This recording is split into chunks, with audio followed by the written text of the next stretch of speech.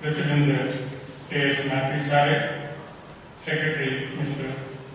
Davis Kariya, Georgia, Indonesia, Nerakan State India, Sovereign, Pipata, Kashaka, Headsworth.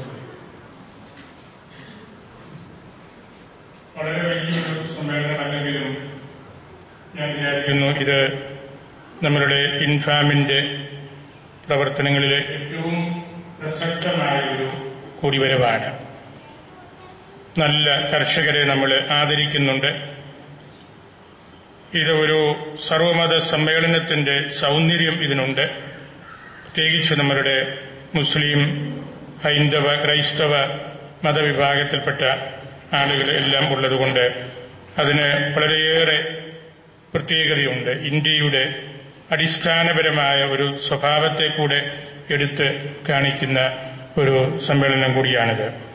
അത് ഇവിടെ നമ്മളുടെ രൂപതാ കേന്ദ്രത്തിൽ വെച്ച് നമ്മൾ നടത്തുന്നു എന്നതും വളരെ പ്രധാനപ്പെട്ട ഒരു കാര്യമാണല്ലോ. ഞാൻ ദീർഘമായിട്ട് സംസാരിക്കുന്നില്ല. ഏതാനും നിമിഷം കൊണ്ട് ഒന്ന് രണ്ട് കുഞ്ഞു കാര്യങ്ങൾ പറഞ്ഞ് അവസാനിപ്പിക്കുകയാണ്. നമ്മളുടെ ഈ രാജ്യത്തെ, ഭാരതത്തെ കാലാകാലങ്ങളിൽ നിർമ്മിച്ച 3 വലിയ ജനവിഭാഗങ്ങളാണ് ഹൈന്ദവരും, ക്രൈസ്തവരും, മുസ്ലിങ്ങളും. രാഷ്ട്ര നിർമ്മാണത്തിൽ ഈ 3 മതവിഭാഗങ്ങൾ വഹിച്ച പങ്ക് വളരെ വലുതാണ്. ഇന്ത്യയെ ഇന്ത്യയാക്കി തീർക്കുന്നതും ഒരു വലിയ അർത്ഥം വരെ നമ്മൾ ഈ 3 മതവിഭാഗങ്ങളാണ്.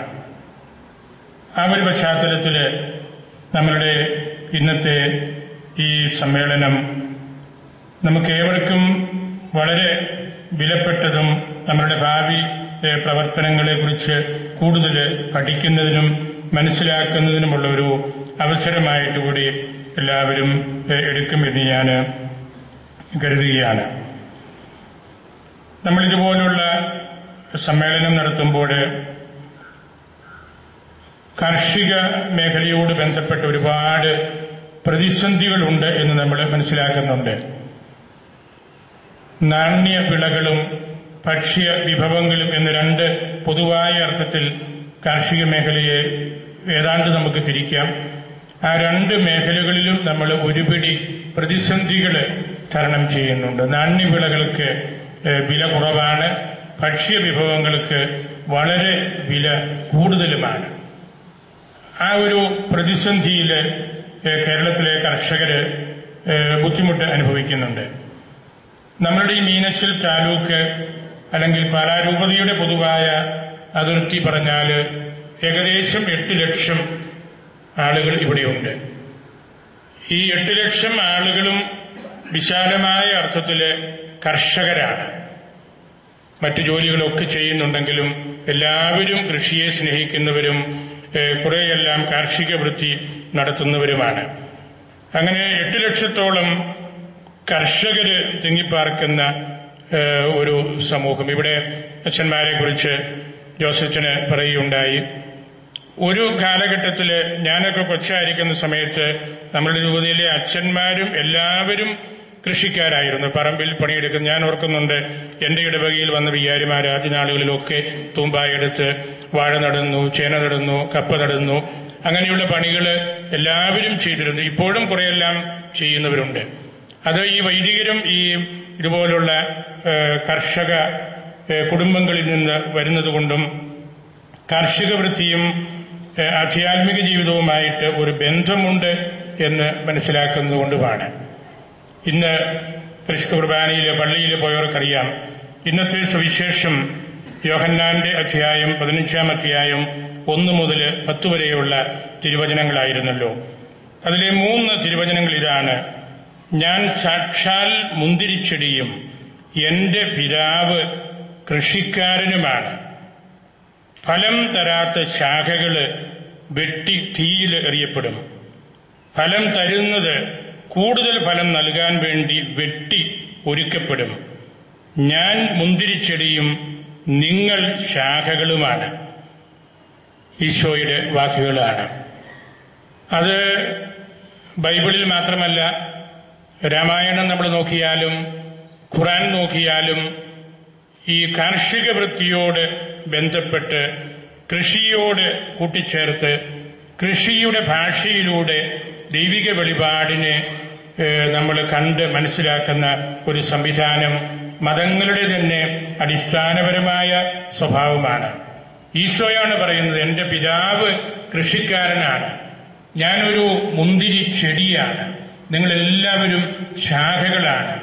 ശാഖകൾ ഈ ചെടിയോട്, തായ്തണ്ടിനോട് ചേർന്ന് നിൽക്കണം. തായ്തണ്ട് ശാഖകളോട് ബന്ധമില്ലാത്ത വെറും ഒരു തണ്ടല്ല. ഈ ചെടി എന്ന് പറയുന്നത് തായ്തണ്ടും ശാഖകളും ഒന്നിച്ചുള്ളതാണ്. അതിനെ പരിരക്ഷിക്കുന്ന കർഷകനാണ് ദൈവം എന്ന് ഈശോ നമ്മെ പഠിപ്പിക്കുകയാണ്. പൗലോസും പറയുന്നുണ്ടല്ലോ, ഒരാൾ നട്ടു, ഒരാൾ നനച്ചു, ദൈവമെല്ലാം സംരക്ഷിച്ച് വളർത്തുന്നു. അപ്പോൾ കാർഷിക മേഖല എന്ന് പറയുന്നത് ആധ്യാത്മിക ജീവിതത്തോട് വളരെ ബന്ധപ്പെട്ട് കിടക്കുന്ന ഒരു കാര്യമാണെന്ന് കൂടി നമ്മൾ തിരിച്ചറിയണം.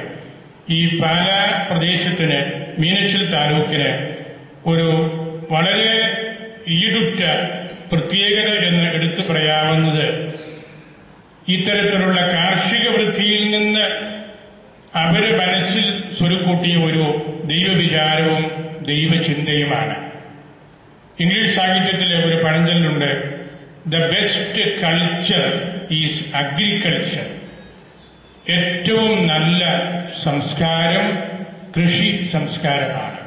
Best culture is agriculture. അങ്ങനെ പറയാനുള്ള കാരണം, കർഷകര് വിത്തുപാകി കളകളെല്ലാം പറിച്ചു കളഞ്ഞ് വലിയൊരു പ്രതീക്ഷയോടുകൂടെ നോക്കിയിരിക്കുകയാണ്. ഒരു കൊല്ലം കഴിയുമ്പോൾ ഫലം നൽകുന്ന വൃക്ഷങ്ങള്, അല്ലെങ്കിൽ ദീർഘകാലത്തേക്ക് നിൽക്കുന്ന മരങ്ങള്, ആ പ്രതീക്ഷയോടെ ജീവിക്കാനായിട്ട് ഈ ലോകത്തെ ഒരുക്കുന്ന ഒരു സംസ്കാരം, ബെസ്റ്റായിട്ടുള്ള സംസ്കാരം കൃഷിയാണ്. നമ്മൾ ഏത് ചെടി വിത്ത് പാകുമ്പോഴും നമുക്കൊരു പ്രതീക്ഷയുണ്ട്, വരാനിരിക്കുന്ന കാലത്തെക്കുറിച്ചുള്ള ഒരു പ്രതീക്ഷയാണ്. ആ പ്രതീക്ഷയിൽ വരും ലോകത്തെക്കുറിച്ച്, വരാനിരിക്കുന്ന ലോകത്തെക്കുറിച്ചുള്ള ആ ഒരു ചിന്തയിൽ ജീവിക്കുവാനും നമുക്ക് നല്ല അവസരങ്ങൾ ഇത് നൽകും. നമ്മുടെ ജീവിതത്തിൽ നിന്നും കളകൾ മാറ്റി നല്ല ചെടിയായിട്ട്, ശാഖകളായിട്ട് നമ്മൾ വളരാനുള്ള ഒരു അവസരം കൂടിയാണ് ഇതുപോലുള്ള കാർഷിക മേഖല. ഭൂമിയെ സ്നേഹിക്കുന്ന ഒരു ജനവിഭാഗമാണ് ഇവിടെയുള്ളത്. കർഷണം എന്ന് പറഞ്ഞാൽ ഭൂമി, കൃഷിക്ക് ഉപയോഗിക്കുന്ന സ്ഥലം എന്നാണ് കർഷണം. ആ കർഷണത്തിൽ നിന്നാണ് കൃഷിയും കർഷകരും എല്ലാം ജനിക്കുന്നത്. ഈ ഭൂമിയെ സ്നേഹിക്കുന്ന, ഭൂമിയോട് വലിയ താല്പര്യം കാണിക്കുന്ന ഒരു ജനവിഭാഗം ഒത്ത് ചേർന്ന് ഇവിടെ താമസിക്കുന്നു. ഈ പ്രദേശത്തിന്റെ, ഈ 8 ലക്ഷം ജനങ്ങളുള്ള പരാരൂപത എന്ന് പറയുന്ന ആ ഭൂപ്രദേശത്തെ കർഷകര് ഭാരതത്തിന്റെ വിലപ്പെട്ട ഒരു മുതൽക്കൂട്ടാണെന്ന് ഞാൻ കരുതുകയാണ്. നമ്മളുടെ ഈ പ്രദേശത്തിന്റെ സ്വത്വം അല്ലെങ്കിൽ ഐഡന്റിറ്റി എന്ന് പറയാവുന്നതും ഈ കാർഷിക വൃത്തിയോട് ബന്ധപ്പെട്ട് കിടക്കുന്ന കാര്യം തന്നെയാണ്. ഞാൻ ദീർഘിപ്പിക്കുന്നില്ല. ഈ സമ്മേളനത്തില് ഇന്ന് കർഷകരെ അനുഭവിക്കുന്ന ബുദ്ധിമുട്ടുകളെ കുറിച്ച്, പ്രയാസങ്ങളെ കുറിച്ചൊക്കെ ഫെലിസിറ്റേഷൻസ്, ആശംസകൾ പറയുന്ന അച്ഛന്മാരും അന്മാരും ചിന്തകൾ പങ്കുവയ്ക്കും എന്ന് ഞാൻ കരുതുകയാണ്. അതുപോലെ തന്നെ മാധവ ഗാഡ്ഗിൽ കമ്മിറ്റി റിപ്പോർട്ടിനോടുള്ള നമ്മളുടെ എതിർപ്പ്, ഒരു കാർഷിക മേഖലയിലെ ജനങ്ങള് അല്ലെങ്കിൽ ഒരു പറ്റം കൃഷിക്കാരെ ഒന്നിച്ചു കൂടുമ്പോൾ ആ വികാരങ്ങളെ കുറിച്ച് ആരെങ്കിലുമൊക്കെ സംസാരിക്കുമായിരിക്കും. ഞാൻ ആദ്യം സൂചിപ്പിച്ച നാണ്യ വിളകളുടെ വിലയില്ലാത്ത അവസ്ഥയെക്കുറിച്ച് കർഷകർക്ക് ബുദ്ധിമുട്ടുണ്ട്. കൃഷി രംഗങ്ങൾ കൂടുതൽ സജീവമാക്കാനുള്ള പ്രായോഗിക ചിന്തകൾ നമ്മൾ സ്വരുക്കൂട്ടേണ്ടതുണ്ട്.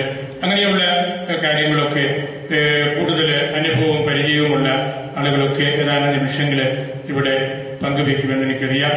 ഫിലിപ്പച്ചൻ ചുമതലയുള്ള ചന്തക്കാരച്ചൻ തന്നെ സംസാരിക്കുക ഉറപ്പായിട്ട്. അച്ഛൻ നല്ലൊരു കർഷക കുടുംബത്തിലെയാണ്. അച്ഛന്റെ ചാച്ചന് 100 ഏക്കർ പറമ്പുള്ള ആളായിരുന്നു. അപ്പൊ നല്ല കൃഷി അനുഭവം എത്രമാത്രം അച്ഛന്റെ മനസ്സിൽ ഉണ്ട് എന്ന് അതിൽ നിന്ന് നമുക്കറിയാം. അപ്പൊ ആ രീതിയിലെല്ലാം അതുപോലെ ഈ മേഖലയുമായിട്ട് ഏറ്റവും അടുത്ത് പെരുമാറുന്ന 2 വ്യക്തികളാണ് ചന്ദ്രകുന്നേൽ അച്ഛനും നമ്മുടെ കരുണാലച്ഛന് കൊല്ലംപറമ്പിൽ അച്ഛനും. അവരുടെയൊക്കെ അനുഭവ സമ്പത്തും അവരൊക്കെ നല്ല കർഷകരാണ്. ഈ മരം, പറമ്പ്, കൃഷി അങ്ങനെയുള്ള കാര്യങ്ങളോടൊക്കെയുള്ള അവരുടെ പ്രതിബദ്ധതയും അതിനെക്കുറിച്ചുള്ള ചിന്തകളുമൊക്കെ കാണുമ്പോൾ നമുക്കറിയാം ആ രംഗത്തൊക്കെ നല്ല ചിന്തകൾ പങ്കുവയ്ക്കുവാനും നേതൃത്വം നൽകുവാനും പറ്റിയ ആളുകളാണ്. ദേശീയ നേതാക്കന്മാരിവിടെയുണ്ട്. സമയം ഉള്ളതുപോലെ അവരും ഏതാനും നിമിഷങ്ങളെങ്കിലും സംസാരിക്കുമെന്ന് ഞാൻ കരുതുകയാണ്. ഇതുപോലുള്ള സമ്മേളനം ഞാൻ നമ്മളുടെ ഇപ്പോഴത്തെ രൂപതയുടെ ചുമതല നോക്കുന്ന ജോസഫിനോട് സംസാരിച്ച് പറയുകയുണ്ടായി. വല്ലപ്പോഴുമൊക്കെ ഇവിടെ രൂപതാ കേന്ദ്രത്തിൽ തന്നെ നമ്മൾ കൂടുന്നത് നല്ലതാണ്. ഇത് നമ്മളുടെ ഒരു പൊതു വീടാണ്. ഇവിടെ നമ്മൾ വല്ലപ്പോഴൊക്കെ ഒന്നിച്ചു വരികയും ഏതാനും മണിക്കൂറുകൾ പ്രത്യേകിച്ച് മുതിർന്ന നിങ്ങളെപ്പോലെയുള്ള അൽമായ സഹോദരങ്ങൾ ഇവിടെ വരികയും ചെയ്യുന്നത് അതിനുമൊരു പ്രസക്തിയുണ്ട്.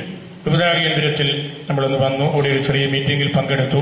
അതൊക്കെ ചരിത്രത്തിൽ കൂടുതൽ പ്രാധാന്യം നേടുന്ന കാര്യങ്ങളാണ്. നമ്മളുടെ ഒരു ഏറ്റവും പൊതുവായിട്ടുള്ള ഒരു സ്ഥലത്ത് അതും മറ്റ് മതവിഭാഗക്കാരും കൂടെ വരുമ്പോൾ ഈ വീടിന്റെ തന്നെ ഒരു തുറവിയും പുറം ലോകത്തേക്കുള്ള ഈ ഭവനത്തിന്റെ ഒരു താല്പര്യവുമാണ് നമ്മൾ കാണിക്കുന്നത്. ആ തരത്തിലുള്ള ചിന്തകൾ കൂടുതലായിട്ട് ഇവിടെ നമുക്ക് ഉണ്ടാകണം.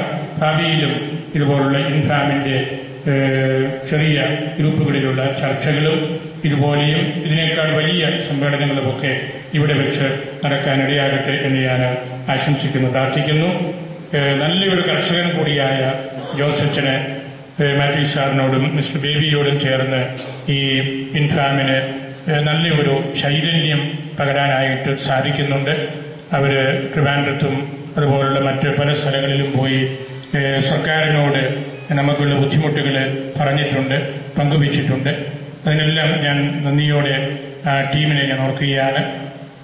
കർഷകരായിട്ട് കൃഷിയെ സ്നേഹിച്ച് കാർഷിക വൃത്തിയിൽ അഭിമാനം കൊള്ളുവാനായിട്ട് നിങ്ങളുടെ മാതാപിതാക്കളെ നിങ്ങളുടെ മക്കളെയും പ്രോത്സാഹിപ്പിക്കണം.